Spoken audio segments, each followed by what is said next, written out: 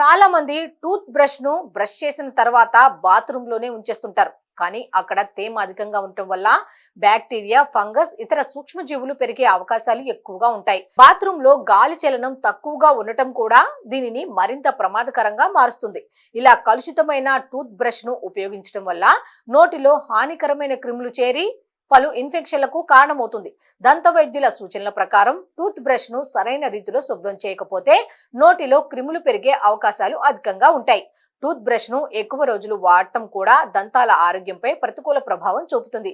ఒక tooth brush ను 3 నుండి 4 నెలలకు మించకుండా మార్చాలి. అలాగే దీన్ని తేమ లేని ప్రదేశంలో గాలి చలనం ఉండే విధంగా ఉండాలి.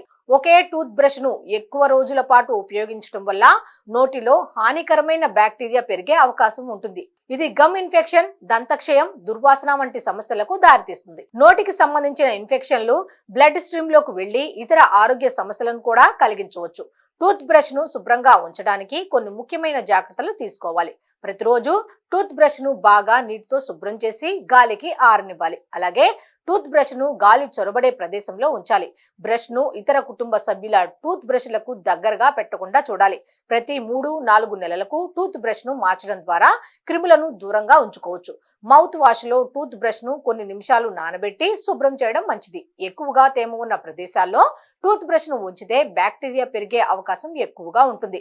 టూత్ బ్రష్ ను శుభ్రం చేయడానికి కొన్ని శాస్త్రీయ పద్ధతులు ఉన్నాయి. యువి లైట్ శానిటైజర్ ను ఉపయోగించడం వల్ల టూత్ బ్రష్ లోని బ్యాక్టీరియా, ఫంగస్, వైరస్లను పూర్తిగా తొలగించవచ్చు.